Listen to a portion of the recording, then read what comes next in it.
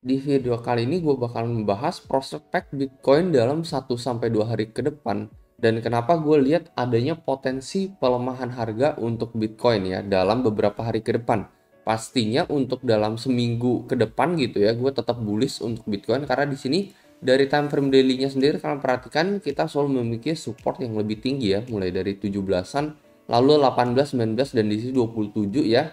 Dan saat ini kita masih ada di level 23 gitu, jadi so far cukup bullish untuk Bitcoin. Kita nggak ngebreak sama sekali dari time frame daily kita ya.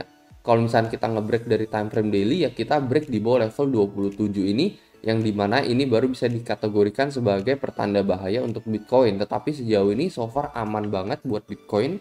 Namun kita lihat dalam beberapa hari ini ya, jadi misalkan kita ukur dari time frame 4 jam ya sendiri, di sini ada sedikit beberapa potensi pelemahan harga untuk Bitcoin. Pertanda-pertanda apa aja yang kita lihat itu akan kita bahas teman-teman ya. Nah, jadi kalau misalnya kalian ingin memanfaatkan momen ini untuk nge-short ataupun nge-long, di sini gue bisa saranin platform BingX ya. Dimana di sini kalian bisa trading dengan fee futures yang paling rendah kalau kalian bandingkan dengan market yang lain. Selain itu dia juga memiliki keunggulan fitur copy trade yang jarang ada di market yang lain.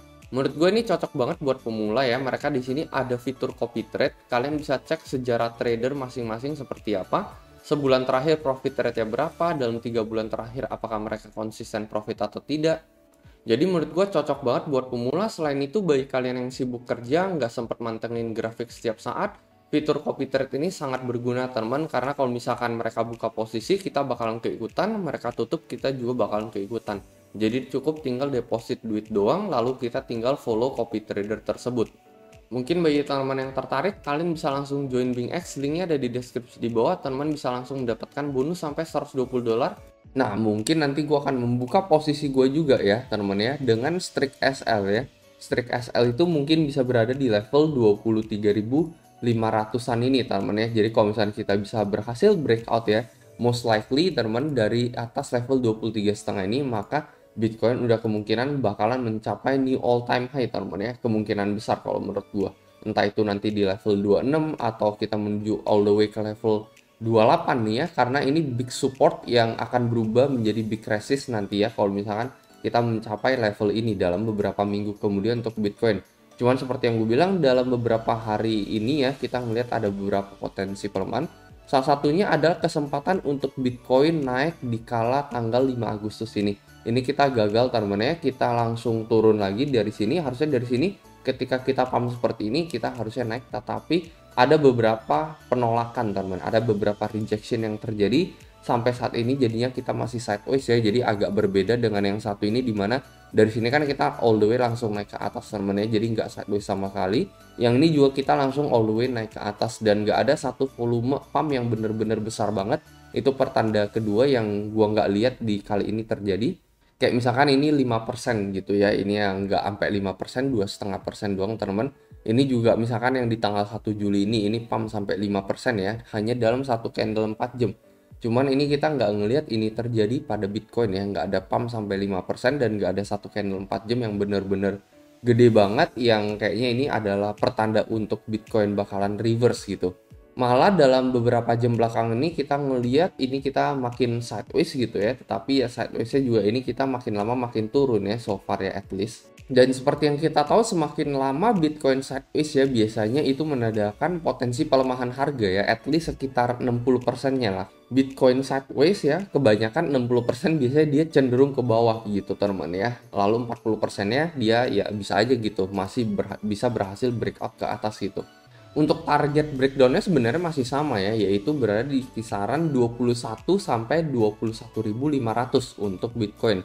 Jadi kalau misalnya kita ubah ke time frame daily, nah di sini exactly bakalan menyentuh daerah Bollinger Band bagian bawah support ya teman-teman ya. Jadi ini BB Band support untuk Bitcoin.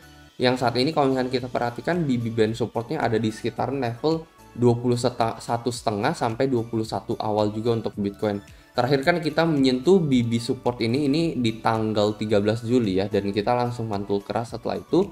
Ya kita nggak tahu ini dalam beberapa hari kemudian kita akan sentuh atau tidak, atau bahkan ini adalah bottom untuk Bitcoin dan kita langsung all the way ke level 28. Tetapi kalau misalkan memang bakalan dikasih kesempatan lagi teman-teman untuk gua ngelong BTC, gua akan ngelong ini di level 21,5 sampai 21 awal untuk Bitcoin. Itu ada di sekitaran BB Band bagian support saat ini ya, di time frame daily saat ini untuk Bitcoin.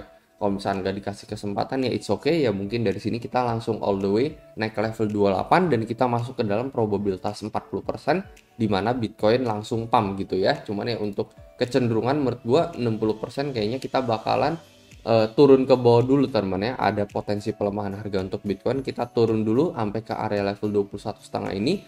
Lalu dalam seminggu ke depan untuk Bitcoin menurut gua ya kita bisa mantul dari 21 sekian ini langsung all the way ke level 27 sampai 28 untuk target breakout berikutnya ya. Menurut gua the next breakout untuk Bitcoin selama kita bisa maintain di level 27 ini ya, menurut gue untuk breakout berikutnya bakalan menjadi jauh lebih besar teman-teman. Menurut gue real breakout untuk Bitcoin ya, jadi nggak ada koreksi-koreksi seperti ini lagi pada Bitcoin, karena koreksi-koreksi seperti ini yang nggak akan terus-menerus berlangsung teman-teman ya, nggak akan terus-menerus terulang gitu. Pasti ada momen dimana ya kita bakalan, contohnya seperti ini ya, ini kan kita bearish kuat teman untuk Bitcoin ya, pasti ada momen dimana kita bakalan bullish kuat juga gitu. Jadi nggak mungkin kita bakalan naik abis itu kita terkoreksi lagi, naik terkoreksi lagi. Pasti ada kasus grafik seperti inilah, seperti yang terjadi di tanggal 5 Mei sampai di tanggal 12 Mei ini, dimana kita langsung all the way turun keras di sini. Kalau di sini ya kita all the way naik keras untuk Bitcoin, jadi real breakout ya kalau menurut gua.